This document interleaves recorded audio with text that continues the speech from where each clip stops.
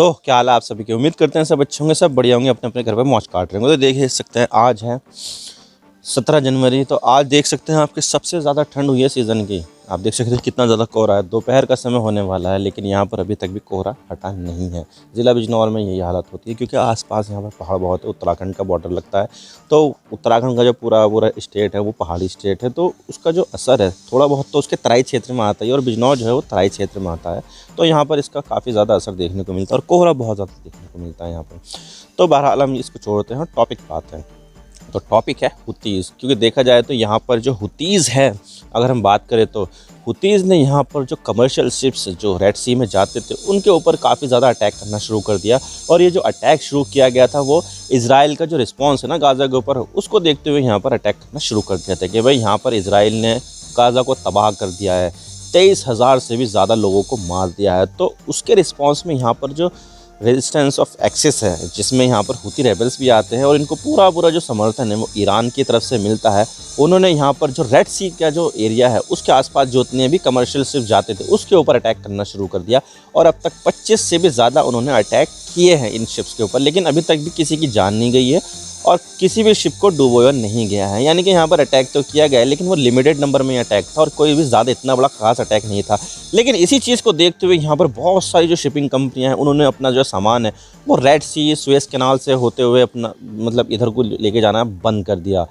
आपने देखा होगा कि डेनमार्क की एक बहुत बड़ी कंपनी मायर्स, आपने जब भी ट्रेन जाती होगी मालगाड़ी तो उसके ऊपर कंटेनर लगा रहता है मार्स का, और एक आता है हैपेग लॉयड, वो जर्मनी की कंपनी है। तो इन्होंने यहाँ पर बहुत बड़ी कंपनियों ने यहाँ पर अपना जो सामान है वो यहाँ पर रेड सी के ज़रिए भेजना बंद कर दिया और वो जा रही है केप ऑफ गुड होप जो साउथ अफ्रीका की तरफ आता है, जो बहुत ही ज़्यादा लंबा रास्ता है, जिसमें अगर हम तय करेंगे इससे ज़रिए अपना रास्ता तो 10 दिन एक्स्ट्रा लगते हैं और लगभग 7-8 हज़ार किलोमीटर की यात्रा एक्स्ट्रा करनी पड़ती है, जिससे शिपिंग कॉस्ट बढ़ती है, इसमें लेबर वगैरह जो भी लगता है वो भी बहुत ज़्यादा बढ़ जाता है। तो जो कंपनियां हैं वो ये चाहती है कि सुएज़ नहर और जो रेड सी का जो एरिया है उसी से ही अपना सामान गुजारे, जिससे उनकी जो कॉस्ट है वो कम पड़े। लेकिन यहाँ पर यमन के जो हुती रेबल्स हैं उन्होंने यहाँ पर इनके ऊपर अटैक करना शुरू कर दिया ताकि यहाँ पर वो ये चाह सके कि इजराइल जो है वो अपना जो कैंपेन चला रहा है, वो वॉर कर रहा है गाज़ा के अगेंस्ट, वो रोक सके। उनकी यही डिमांड है कि जब तक यहाँ पर इजराइल गाज़ा पर हमला करता रहेगा तो तब तक हम भी यहाँ पर शिप्स पर हमला करते रहेंगे, हम यहाँ पर रुकेंगे नहीं।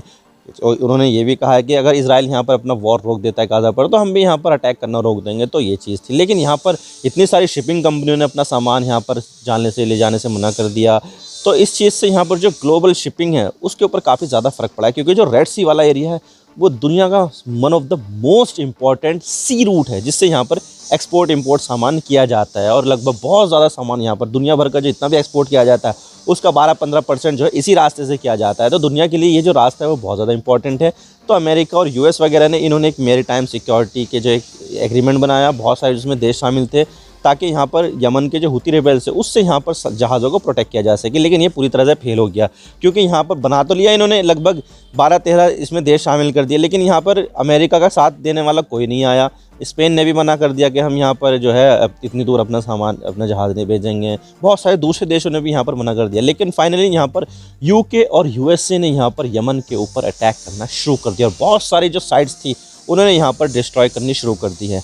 और इसके रिस्पॉन्स में यमन ने भी यहाँ पर कसम खा ली है कि हम भी यहाँ पर पूरी तरह से रिटेलिएट करेंगे। तो आज इसके बारे में पूरी डिटेल के साथ बात करते हैं। क्या ये जो अमेरिका और ये जो ब्रिटेन है उन्होंने यहाँ पर यमन के ऊपर जो हमला शुरू किया है, क्या इससे ये जो हुती रिबेल्स है उसको यहाँ पर ये हरा पाएंगे या नहीं?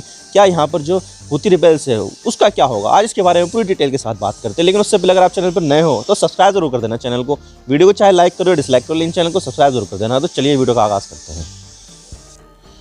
तो सबसे पहले हम बात कर लेते हैं ये हुती रेबल्स कौन है। तो हुती रेबल्स जो है वो ज़ैदी शिया ग्रुप है, यानी कि यहाँ पर जितने भी लोग होते हैं इस ये में जो है शिया होते हैं, क्योंकि देखा जाए तो यमन जो है एक अरब कंट्री तो है, अरबी बोली जाती है, लेकिन उसमें भी कई सारे जो लोग हैं वो शामिल है, जैसे कि सुन्नी अलग है शिया अलग है। तो पहले यहाँ पर सुन्नियों की सरकार थी, लेकिन यहाँ पर कुछ अरब स्प्रिंग आई, तो यहाँ पर अरब स्प्रिंग आने के बाद यहाँ पर लोग सड़क के ऊपर उतर गए और यहाँ पर जो सरकार थी उसको उखाड़ फेंक दिया और यहाँ पर सामने निकल कर आया हुती रेबल्स, जिसको यहाँ पर पूरी तरह से ईरान सपोर्ट कर रहा था। क्योंकि देखा जाए तो जो हुती रेबल्स है वो जो है शिया का ग्रुप है ये, तो ईरान एक शिया मुल्क है, तो ईरान ने यहाँ पर पूरा से पूरा सपोर्ट देना शुरू कर दिया, हथियार देना शुरू कर दिए, मिसाइलें, ड्रोन्स, हेलीकॉप्टर्स और बहुत सारी मिसाइलें, मतलब बहुत सारी चीज़ें इसको देनी शुरू कर दी। और यहाँ पर जो हुती रेबल्स है उसने लगभग आधा हिस्सा राजधानी सना और बहुत सारे जो सी पोर्ट वगैरह है, समंदर का इलाका है, वो अपने कब्जे में ले लिया और यहाँ पर जो चीज़ें हैं वो अपने कंट्रोल में ले ली। और यहाँ पर देखा जाए तो बहुत सारे जो सैंक्शंस लगे हुए हैं यमन के ऊपर लगे हैं, ह्यूमैनिटेरियन क्राइसिस आए हुए है, यानी कि एक फेमाइन आई हुई है वहाँ पर और भूखमरी से लोग यहाँ पर बहुत ज़्यादा मर रहे हैं। लेकिन यहाँ पर जो चीज़ें हैं वो ये है कि जो गाज़ा का जो सपोर्ट है वो यमन के लोगों के अंदर बहुत ज़्यादा है, क्योंकि देखा जाए तो जो गाज़ा के जो लोग हैं वो फ़लस्तीनी हैं और फ़लस्तीनी होते हैं मुस्लिम, मोस्टली मुस्लिम होते हैं, उसमें क्रिश्चियंस भी आते हैं, लेकिन ज़्यादातर जो इनकी जो चीज़ें देखी जाती है वो एज ए मुस्लिम ही देखी जाती है। तो यहाँ पर जो यमन के लोग हैं वो फ़लस्तीन का सपोर्ट करते हैं और यहाँ पर लेकिन जो चीज़ें हैं वो पूरी तरह से टर्न आउट हो गई है, पूरी तरह से बदल गई है और यहाँ पर देखा जा रहा है कि जो इजराइल है वो पूरी तरह से गाज़ा को बर्बाद कर रहा है। तो ये चीज़ें यहाँ पर यमन के अंदर बहुत ज़्यादा गुस्सा पैदा कर रही थी कि भाई ऐसे कैसे कर सकते हो, ये है वो है, हम यहाँ पर जो है छोड़ेंगे नहीं। तो यहाँ पर जो हुती रिबेल्स है उनके पास तो बहुत ज़्यादा हथियार थे, हेलीकॉप्टर्स थे, तो उन्होंने यहाँ पर जो इजराइल की जो ओनरशिप वाली शिप्स है या फिर इजराइल के कंट्रोल वाली शिप्स है उनके ऊपर अटैक करना शुरू कर दिया रेड सी में। क्योंकि देखा जाए तो जो रेड सी को पूरी दुनिया से जोड़ता है ना वो बाब अल मंदाब स्ट्रेट है और ये जो स्ट्रेट है वो यहाँ पर हुतियों के कंट्रोल में है। क्योंकि देखा जाए तो बहुत ही नैरो स्ट्रिप है, लगभग 30-35 किलोमीटर चौड़ा ही है ये रास्ता और यहाँ पर कंट्रोल करना बहुत ज़्यादा आसान है हुती रिबेल्स के लिए। तो यहाँ पर इन्होंने कंट्रोल कर लिया और यहाँ पर बहुत सारे शिप्स के ऊपर अटैक कर दिया। अब तक 25 से भी ज़्यादा शिप्स के ऊपर अटैक किया है और यहाँ पर जो चीज़ें थी वो ये थी कि अभी तक भी किसी शिप को तो डुबोया नहीं है, लेकिन यहाँ पर एक गैलेक्सी लीडर शिप था जो इंडिया की तरफ आ रहा था, तो उसको यहाँ पर अपने कब्जे में लिया, उसको एक टूरिस्ट अट्रैक्शन बना दिया कि भाई यहाँ पर अब देखो ये कैसा कैसा शिप है। काफ़ी बड़ा शिप था ये, लेकिन अब ये जो शिप है वो यहाँ पर यमन में खड़ा है। तो यहाँ पर ये चीज़ें हैं, तो इस चीज़ से यहाँ पर बहुत सारी जो शिपिंग कंपनियाँ उन्होंने अपना जो सामान है वो लाना यहाँ पर बंद कर दिया, क्योंकि रेड सी जो है वो एक इम्पॉर्टेंट, एक क्रूशियल शिपिंग लेन का हिस्सा है। जो स्वेज़ नहर का जो रास्ता है वो रेड सी से ही होके जाता है। तो यहाँ पर ये जो चीज़ है वो बहुत ज़्यादा इंपॉर्टेंट है दुनिया के लिए, क्योंकि इस रास्ते से यहाँ पर दुनिया भर का सामान एक्सपोर्ट और इम्पोर्ट किया जाता है।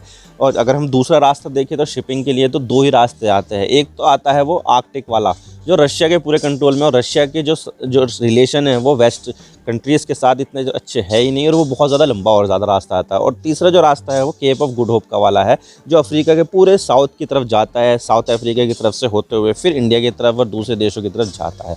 तो ये 3 देश तो 3 रास्ते हैं, तो जिसमें से जो रशिया वाला है तो वो फिजिबल नहीं है और जो रेड सी वाला है उसके ऊपर अटैक हो रहे हैं। तो यहाँ पर जो तीसरा बचता है जो केप ऑफ गुड होप वाला है, तो शिपिंग कंपनी ने उसके ज़रिए यहाँ पर सामान पहुँचाना शुरू कर दिया, जो वो एक ज़्यादा लंबा रास्ता तो है, टाइम कंज्यूमिंग भी है और इससे शिपिंग कॉस्ट भी बहुत ज़्यादा बढ़ जाती है और इससे यहाँ पर हो सकता है कि बहुत सारे देशों में यहाँ पर महंगाई भी बढ़ जाए।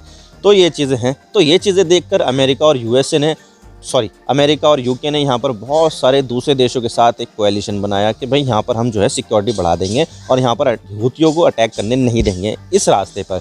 तो इन्होंने बना लिया। अब देखिए यहाँ पर ये पूरी चीज़ें जो है वो फेल कर गई कि भाई यहाँ पर बनाया तो यहाँ पर बहुत सारे जो देश थे उन्होंने यहाँ पर अपने शिप्स भी बना कर दिया। भाई नॉर्वे यहाँ पर क्या करेगा, यहाँ पर कुछ भी नहीं करेगा। नॉर्वे एक स्कैंडिनेवियन देश, वो इतनी दूर से यहाँ पर रेड सी में अपने जहाज़ क्यों भेजेगा, जबकि इनकी जो है दुश्मनी किसी से है भी नहीं, तो वो यहाँ पर क्यों भेजेगा। तो इस तरह से बहुत सारे देशों ने यहाँ पर मोरल सपोर्ट तो दिया, लेकिन यहाँ पर अपनी जो वेसल्स है, अपने जो शिप्स है उसको भेजने से इनकार कर दिया, जिससे इनकी जो है अमेरिका और यूके की जो है बहुत ज़्यादा भिनक गई कि भाई यहाँ पर इतने सारे देश यहाँ पर इनकार क्यों कर रहे हैं, जबकि हम तो यहाँ पर बहुत बड़ी पावर है, हमें यहाँ पर इनकार कर रहे हैं। तो यहाँ पर इन्होंने खुद से ये मोर्चा संभाल लिया और यहाँ पर हुती जो रिबेल्स है उनके ऊपर टारगेट करना शुरू कर दिया, उनके इंफ्रास्ट्रक्चर पर, उनके रडार पर, उनके जो मिसाइल सेंटर है उनके ऊपर, जो हथियार जमा करते हैं उनके ऊपर।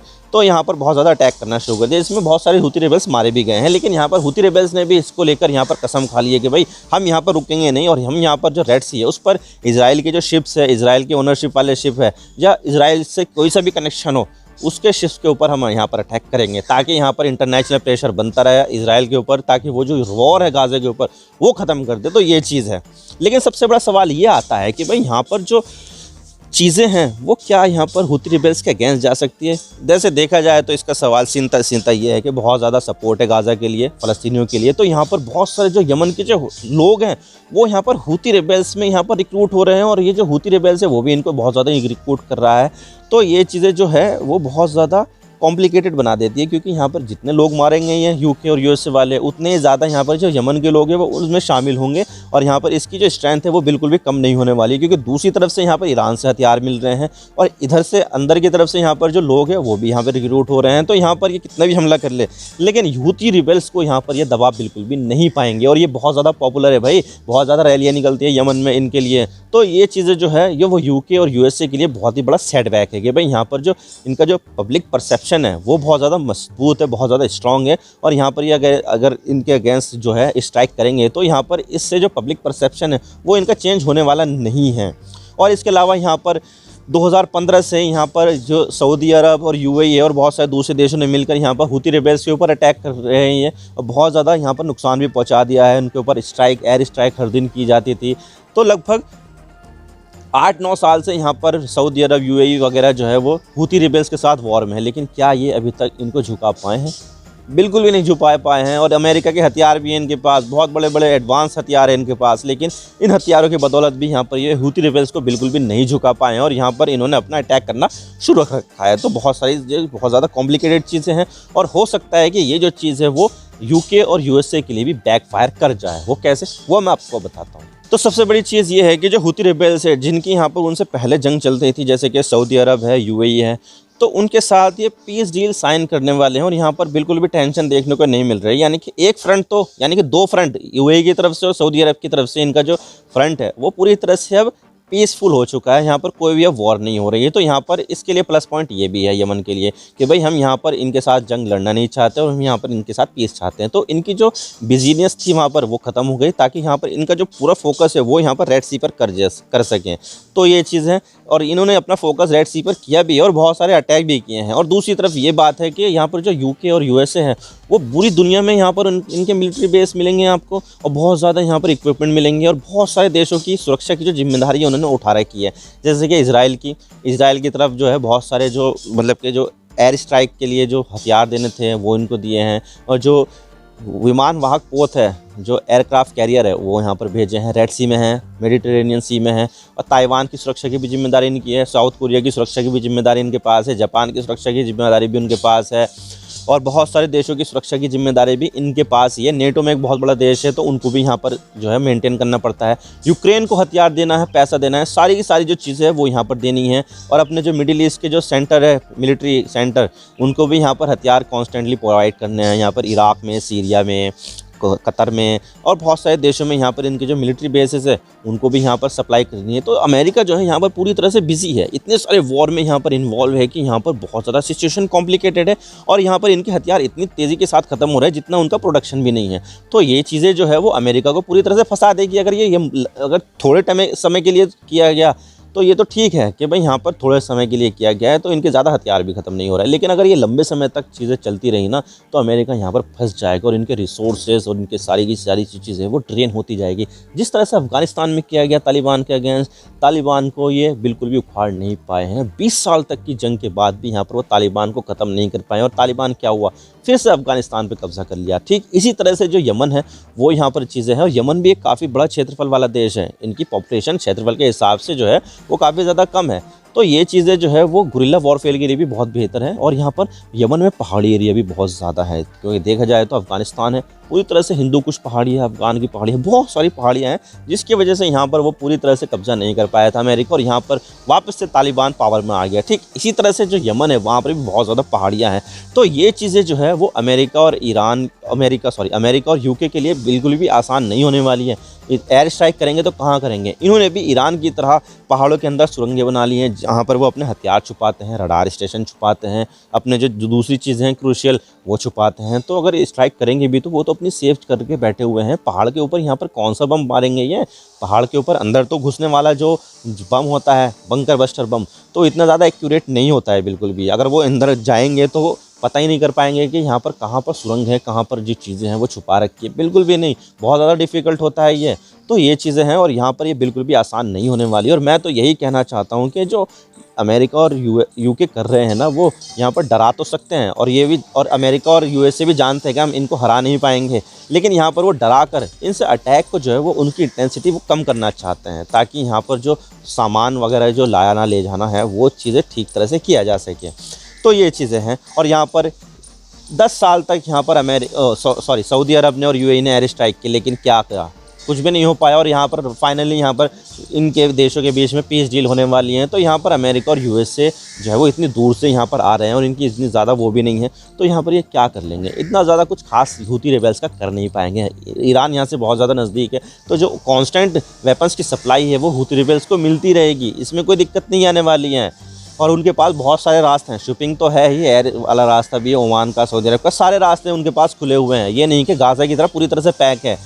तो यहाँ पर ये चीज़ है। और मुझे नहीं लगता कि अमेरिका और यूके जो है वो हूती रेबल्स को हरा पाएगा।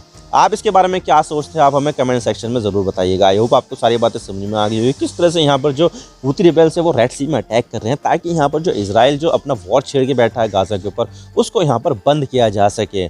और यहाँ पर उन्होंने सीधा सीधा कह दिया कि जब तक यहाँ पर इजराइल हमला करते रहेगा गाज़ा के ऊपर, तो तब तक हम यहाँ पर इसको भी नहीं छोड़ने वाले हैं।